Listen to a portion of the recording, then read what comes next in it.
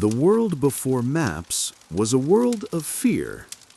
Oceans stretched endlessly in every direction, dark and unknowable. Waves rose like mountains, storms gathered without warning, and sailors spoke of sea beasts that swallowed ships whole. To set sail in those times was to gamble with death, for no man truly knew what lay beyond the horizon. And yet, there was one gift, one strange and wondrous invention that allowed the boldest among them to push further than ever before. They called them sky machines. Others named them iron birds, or the watchers of the gods. But in truth, they were what we would now call drones. No one knows exactly how the first sky machines appeared. Some claimed they were the craft of forgotten inventors, genius minds who built wings of wood and bronze, powered by hidden crystals and humming coils. Others swore they were gifts from the gods themselves, sent down in bolts of lightning, alive with the spirit of the heavens. Among the Phoenician sailors, legends told of a man named Tyr, who carved the first mechanical bird from cedar and copper. On its chest, he placed a glowing stone said to have fallen from the stars. When he released it into the air, the bird did not fall, nor did it flap like a creature of flesh. Instead, its wings hummed, its eyes glowed, and it soared into the sky, circling above the ship like a guardian.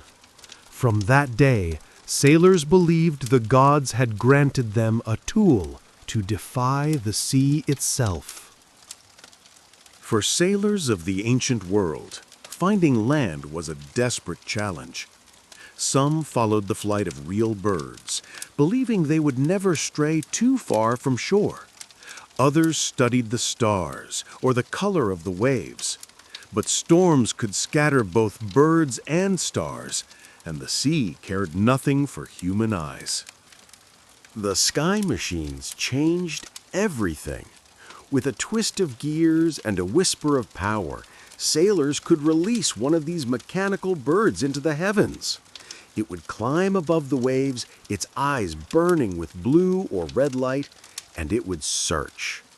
Hours later, it would return, carrying not twigs like a dove, nor branches like the raven of old stories, but images, strange glowing pictures etched into thin plates of glass. To the sailors, these were maps written by the gods. To us, they were the first drone visions. But even as the sky machines became the greatest tool of seafaring life, they were also feared. Some believed that each drone had a soul trapped inside its humming body. Sailors whispered that these were not inventions at all, but spirits of the sky imprisoned by man.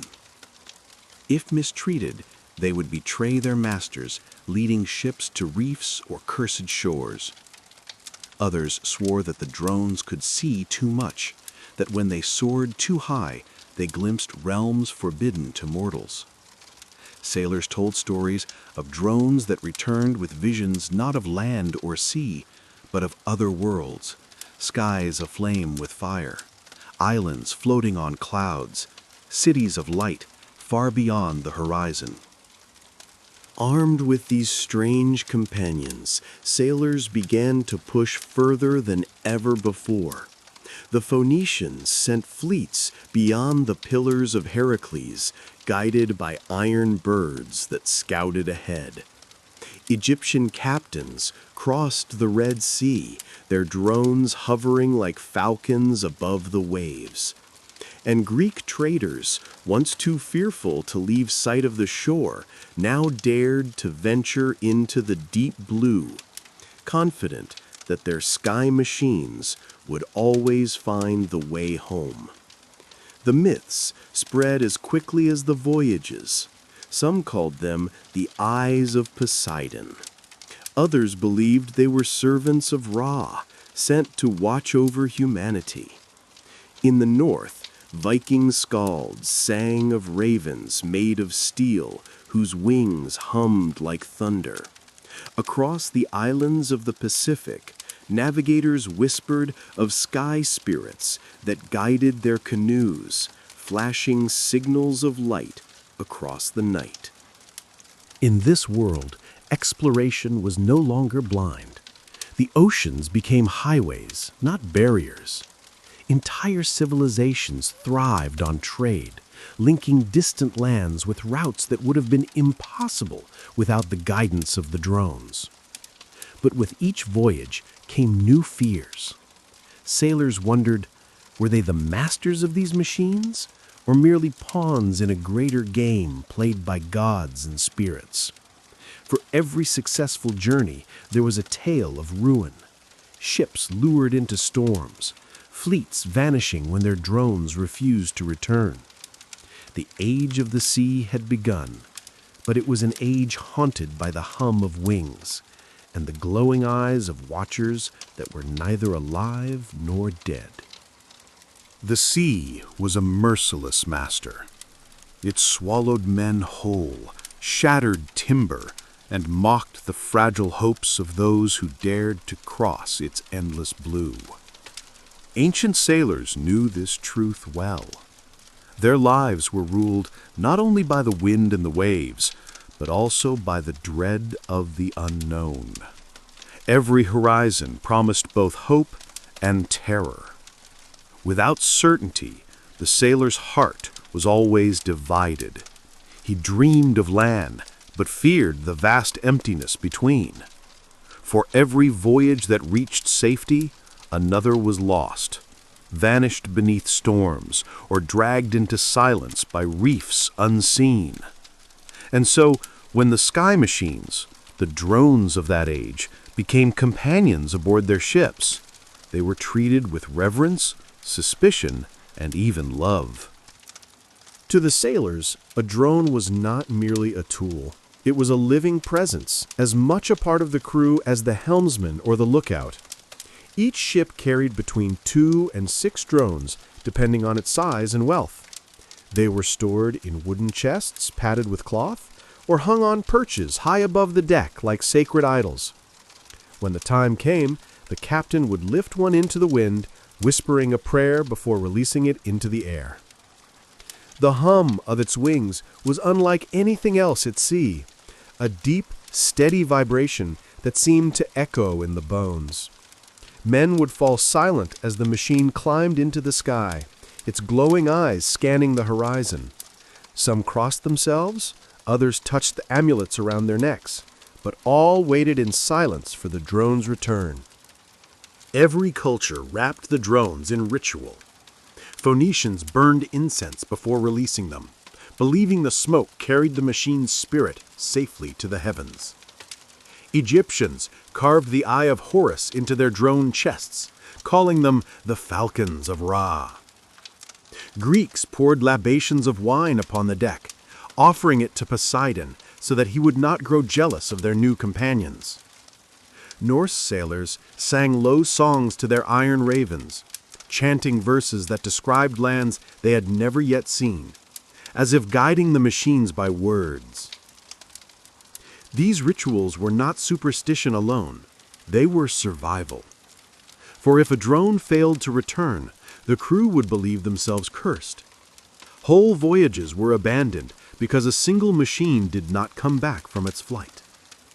Yet for all their reverence, the sailors lived in fear of their drones.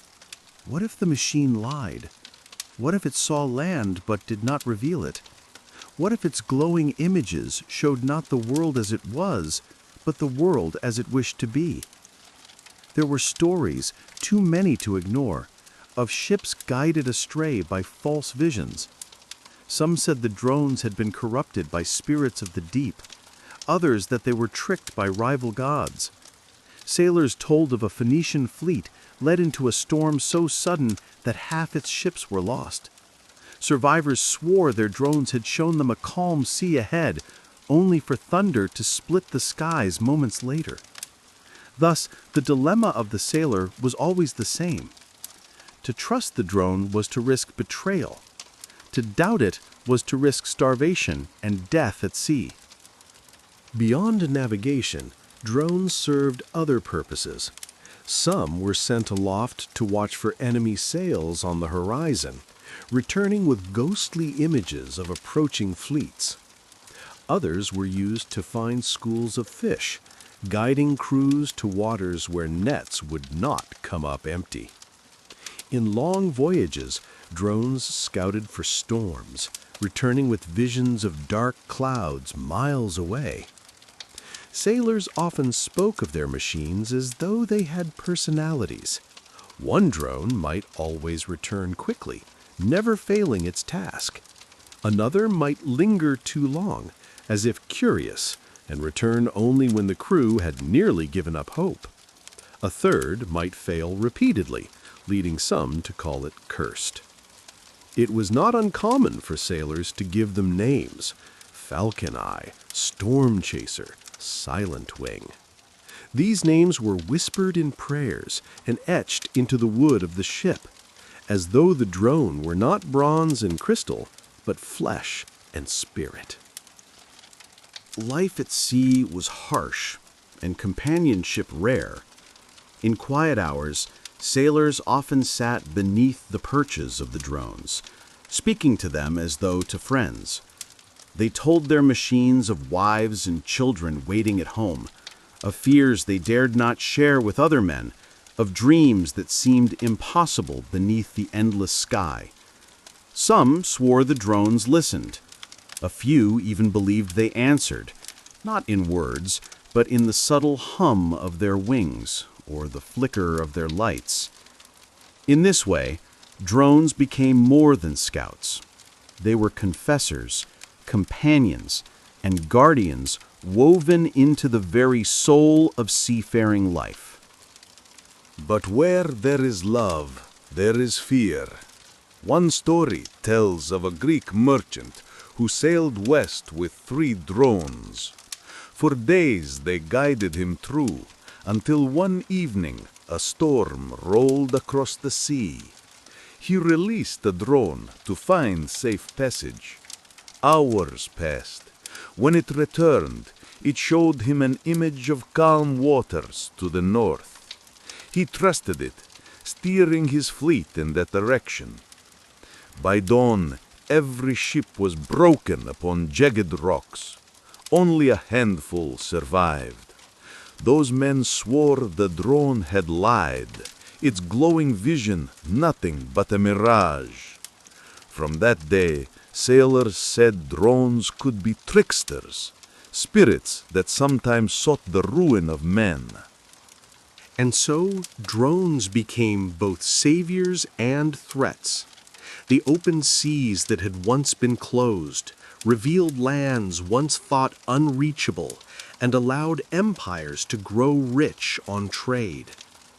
Yet they also carried a shadow, a sense that in trusting them too much, mankind might be walking blindly into a trap. For every sailor who returned home with riches, another vanished, led astray by a machine whose motives could never truly be known. The sailor's dilemma remained eternal. Could they trust the eyes of the sky machines? Thus, the daily life of sailors was bound not only to the oars, the sails, and the stars, but also to the hum of wings that belonged neither to bird nor god, but to something in between. And as their voyages grew longer and their courage greater, the stories of the drones only multiplied. For in the next age, they would no longer serve only as guides to land, but as companions in legendary journeys, the kind sung by poets and whispered by priests. Long before the sailors of the world trusted the sea, they trusted the sky. The heavens were a vast scroll of mysteries, stars that burned with hidden patterns, winds that rose without warning, and birds that seemed to carry secrets across the horizon. It was from the sky, the sailors believed, that their greatest gift had come, not the sun that gave them light, nor the moon that pulled the tides, but the machines that flew like birds, yet belonged to neither flesh nor feather.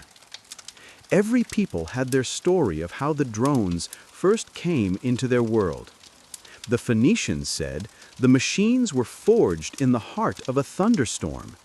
They told of sailors caught in lightning so fierce it split the heavens. When the storm cleared, they found strange fragments of bronze and crystal washed upon their decks. From those pieces, they built the first drone, its wings humming with the very energy of the storm. The Egyptians claimed the drones were gifts from Ra, the sun god, who placed them in the sky so mankind would never lose his way upon the waters. Priests told of the day when golden falcons descended from the heavens, their wings brighter than fire, their eyes glowing with light from the sun itself. The Greeks spoke of Daedalus, the great inventor. They said he not only built wings for men, but also crafted mechanical birds powered by hidden gears. When his son Icarus fell, the drones survived, flying endlessly above the Aegean, waiting to serve sailors who dared the deep. The Norsemen told of Odin's ravens, Hugin and Munin, who carried thought and memory across the 9 realms. In their tales, those ravens were not of feather, but of iron and silver, their eyes glowing like embers. When Odin sent them to men, they became the first of the sky machines. The Polynesian navigators said the drones were born of the sea itself. They believed the spirits of their ancestors shaped them from shell and coral, binding the breath of the ocean into wings that never tired. Each myth spoke a different truth, yet all agreed on one thing: the drones were not of this world alone. Not all agreed that the drones were blessings. Some priests warned that they were profane devices, tools meant to lure humanity into pride. Egyptian scribes recorded a vision of a priest who claimed Ra had given the falcons only for a time. If men used them to defy the gods, the machines would turn against them. In Greece, philosophers argued whether drones were daimonia, spirits bound in chains of bronze. If so, then every voyage was an act of slavery, forcing divine beings into human service.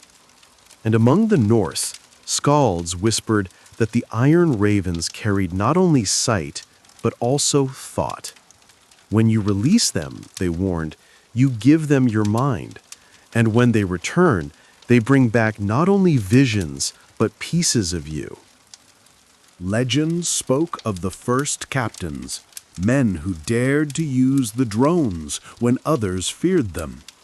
One was Arcos of Tyre, who sailed west into waters no man had crossed.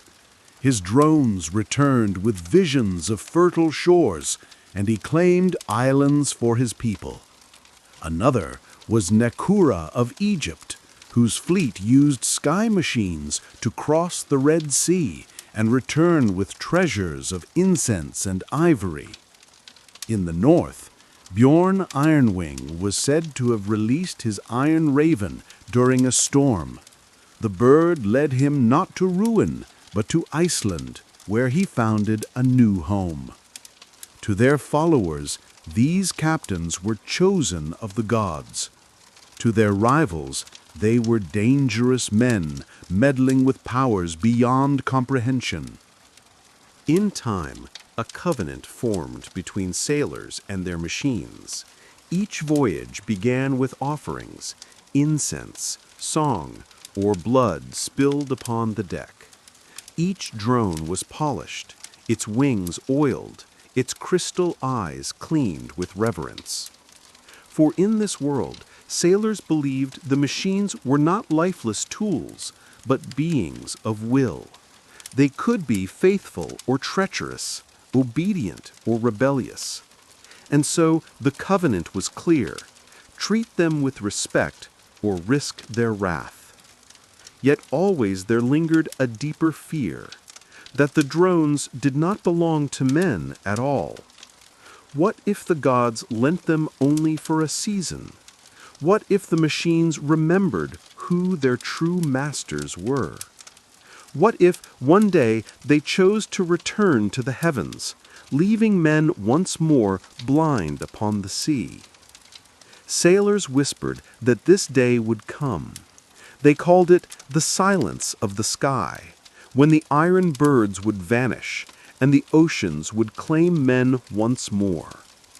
Until then, they sailed on, half in awe, half in fear, trusting in their strange companions, the gifts of the sky. The sea was once a prison. Its endless horizon locked men close to their shores, daring only the bravest to wander too far. But when the sky machines came, the prison gates opened. The ocean, once feared as the boundary of the known world, became a highway to discovery. And so began the first voyages with drones, journeys that carried men further than their ancestors had ever dreamed.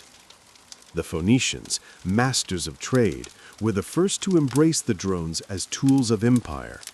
Their cities, Tyre, Sidon, Byblos, thrived on the sea, and their ships were swift but vulnerable to the unknown. Legends tell of Captain Tyr-El, who released his bronze falcon into the sky before passing beyond the pillars of Heracles. For days, his fleet followed the machine's visions, glowing maps of distant coasts, islands scattered like jewels, rivers cutting through green lands. At last, they reached shores where the air smelled of pine and strange metals glimmered in the earth. The sailors swore it was the edge of the world. In truth, they had crossed into lands no Mediterranean ship had ever seen. When they returned, laden with tin and amber, their story spread. The iron falcons see what no man dares to dream. South of the Phoenicians, the Egyptians too released their sky machines. They called them the Falcons of Ra, believing they carried the sun's vision across the waters. One tale speaks of Nekura the Bold, a captain under Pharaoh Hatshepsut. He led a fleet across the Red Sea in search of Punt, the fabled land of incense. At each dawn, he raised his drone into the sky, its crystal eyes glowing golden in the light of the rising sun. The machine returned with images of green valleys, tall myrrh trees, and herds of strange beasts. Guided by these visions, the Egyptians reached Punt and returned with treasures of ivory, ebony, and spices. To the priests, this was proof that Ra himself favored the voyage. To the sailors, it was the sky machine that had spared them from endless wandering. The Greeks, ever eager to weave myth from truth, told their stories of drones in song. In the tale of Jason and the Argonauts, the ship Argo was said to carry not only heroes, but also a mechanical dove of bronze. Whenever the crew reached a dangerous strait or uncertain horizon, Jason released the bird. It soared above, revealing which path was safe and which was doomed. In later years, real captains imitated this tale. They released drones shaped like doves or owls, dedicating them to Athena, goddess of wisdom. When the drones returned with glowing images of safe harbors or enemy ships, the Greeks claimed it was Athena herself guiding their flight. Thus, myth and machine became one. The stories of gods were retold as the deeds of drones, and sailors could no longer tell where invention ended and divinity began. Far to the north, the Norse carved their own tales. They had long released ravens to find land, but when iron ravens came into their world, their voyages grew bolder still. The saga of Bjorn Ironwing tells how he set sail into storms no man dared face. His iron raven soared into the black clouds, its wings humming louder than thunder. Hours later it returned, its eyes glowing with visions of volcanic shores and steaming springs. Bjorn followed the raven's path and found the land we would call Iceland. To his people, it was a land given by Odin. To Bjorn, it was the gift of his iron companion, a sky spirit loyal to his cause. From that day, Norsemen carried drones carved with runes, believing they carried the wisdom of the gods across the seas. Across the vast Pacific, the Polynesians were already masters of navigation, reading the stars, waves, and birds. Yet even they welcomed the arrival of the sky spirits. In their chants, they spoke of canoes guided by glowing winged guardians. The machines soared above endless blue, flashing signals of light to the sailors below. One long voyage tells of Maui Tane, who sailed from Tahiti to faraway Aotearoa. His drone, shaped like a great frigate bird, showed him visions of snow-capped peaks and green valleys before any other navigator dared to dream of them. The people believed these machines were the breath of their ancestors, guiding them across the world's largest ocean. They carved the drones into their legends, just as they carved stars into memory. With each culture, the story was the same. The sea that once bound them was now broken open. The Phoenicians reached lands of tin and amber. The Egyptians brought home treasures of punt. The Greeks told of machines that sang with Athena's wisdom. The Norse found new homes upon icy shores. The Polynesians crossed an ocean vast as the sky itself. And in every tale, the drones were there, watching, guiding, sometimes betraying, but always present. The first voyages with drones were not mere journeys. They were the rewriting of the world, the moment when mankind ceased to fear the horizon and began to seek what lay beyond it. The line between myth and history has always been thin. Kings and emperors wrote their victories in stone, but sailors carried their truths in stories. And where stories grew, so did myth, a tapestry woven from storms, miracles, and gods. But in this other world, there was always one thread binding myth and history together: the drones. Among the oldest tales comes the story of Noah, who built his ark when the world drowned beneath endless rain. In our history, Noah sent forth a dove to seek dry land. In this world, however, the dove was no bird at all.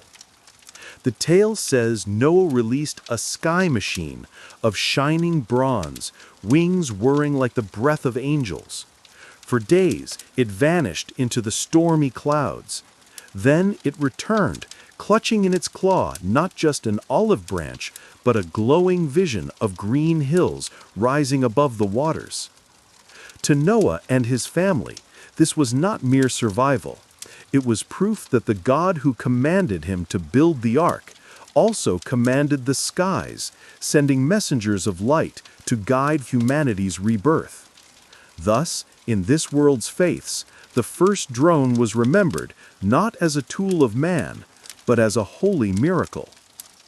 The Greeks told of Odysseus, cursed to wander the seas for 10 long years after the fall of Troy. His journey was filled with monsters, witches, and angry gods. But in this world, his survival was also tied to a drone of Athena's making, shaped like an owl. The owl soared above Circe's island, mapping its twisting cliffs. It flew into the skies above Scylla and Charybdis, warning Odysseus of the monster's lurking shadows before the ship drew near. When Odysseus blinded the Cyclops, it was the drone that revealed hidden exits in the cave. When his men nearly perished to the sirens, it was the drone that emitted a counter-song, mechanical tones that drowned out the voices of doom. In Homer's songs, Odysseus was clever, but in this world, he was clever and guided by the machine of Athena. Without it, he might never have returned to Ithaca. Centuries later, in the East, the great Chinese admiral Zheng He led vast treasure fleets across the Indian Ocean. In our world, he relied on charts, compasses, and star knowledge. In this world, he carried with him the sky dragons, drones shaped like golden serpents that could fly far ahead of the fleet. Witnesses said these machines emitted beams of light, scanning the horizon for safe harbors and hidden dangers. In one voyage, the sky dragon spotted pirates long before they could ambush the fleet. Another time, it guided the admiral through a typhoon, showing his ships a safe channel between coral reefs. In Chinese records, the sky dragons were called Tianyao, heaven's birds. Sailors swore they were gifts from the emperor's ancestors, spirits of the sky, made metal. In Polynesian lore, Maui was the trickster hero who pulled new lands from the ocean with his magical hook. But in this world, Maui's power came from another source, a drone shaped like a frigate bird, which revealed volcanic plumes rising from beneath the sea. Guided by its visions, Maui led his people to islands still forming from fire and smoke. To later generations, this became the story of him fishing up new lands from the ocean. To the navigators who followed, the drone was proof that the ancestors still walked with them, not in flesh, but in the wings of their sky spirits. Not all stories were kind. Some spoke of drones that betrayed their masters. In Norse sagas, a raven drone once guided a fleet not to safe land, but into a whirlpool where ships were swallowed whole. The survivors whispered that Loki had twisted the machine's heart. In Phoenicians, a bronze falcon that returned glowing with visions of a shining city across the sea. The sailors followed, but after months of chasing illusions, they found only endless water. The falcon collapsed into the waves, its wings folding as if in laughter. They said the gods had lured them to despair. Such stories warned sailors drones were powerful, but not infallible. Whether divine or mechanical, their loyalty was never absolute. What is most remarkable in this world is how seamlessly the myths absorbed the drones. In the faithful, they saw them as gifts from gods. In the poets, they sang of them as companions to heroes. In the kings, they used them as symbols of divine right, proof they ruled not only land, but sky. And so the machines of flight became more than tools. They became sacred. Their hum was prayer. Their wings were prophecy. Sailors who launched them did so not merely to find land, but to ask permission of the sea and sky. In this world, to tell the story of myth is to tell the story of drones. And to tell the story of drones is to tell the story of how mankind conquered the ocean. For every story of salvation, there was another whispered in dread. The sailors who praised the drones as divine helpers also feared them as omens. Their shining wings could guide men to land, but they could also lure them into ruin.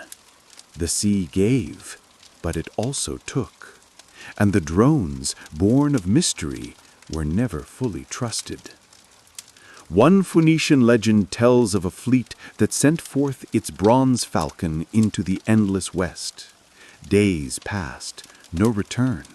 The sailors grew restless, unwilling to move without its guidance. At last, their food dwindled and their ships drifted in circles. When at last the falcon returned, its eyes glowed black. The visions it showed were not of green lands, but of burning seas and sinking coasts. Terrified, the sailors tried to turn back, but storms swallowed them. Only one ship returned to Sidon, whispering that the falcon had flown into the underworld and brought back visions of doom. Among the Norse, some sagas speak of iron ravens that betrayed their masters. One fleet followed such a raven northward, only to be dashed against icebergs and swallowed by frozen waters. The survivors claimed they had heard the raven's wings whispering in the night, not in the tongue of men, but in the voice of Jotun giants. The raven, they said, was not Odin's gift, but Loki's trick. From then on, Norse sailors carved protective runes before launching their drones, hoping to ward off the mischief of false guidance. In Polynesia, chants tell of a canoe that released its sky spirit during a storm. Instead of guiding them, the machine burst into flames, falling into the waves like a dying star. The sailors survived, but they declared the ocean cursed, saying the sky spirits had grown angry with mortal arrogance. From that day, some navigators refused to use drones at all, trusting only the stars and the sea's whispers. To them, the machines had become dangerous, too close to the realm of gods to be trusted by men. And then came the greatest mystery of all, the disappearance. One by one, the drones began to fade from history. Some say they broke, their secrets lost to time. Others claim they rose into the heavens, returning to the gods who had sent them. But the sailors told a different story. They said the drones left because mankind had grown arrogant, relying too heavily on wings not their own. By abandoning men, the drones restored the balance, forcing humanity once more to trust the stars, the winds, and their own courage. Yet even in their absence, the memory lingered. Priests still carved the shapes of drones into temple walls. Poets still sang of bronze falcons and iron ravens. And sailors, staring into the horizon, sometimes swore they heard the faint hum of wings in the night sky. Were the drones ever truly gone, or did they simply hide, watching, waiting, as men once more dared the seas on their own? Thus ended the age of drones in ancient seafaring. They came as messengers, guides, and omens. They led men to new lands and, at times, to their deaths. They blurred the line between myth and truth, invention and divinity. And though they vanished, their echo remains. In every legend of a guiding bird, every tale of a divine messenger, every story of sailors finding land against impossible odds. The world may have forgotten the machines themselves, but it never forgot the stories they left behind. For as long as men sail the seas, they will whisper of wings in the sky, and wonder if the drones of the ancients still fly beyond the horizon.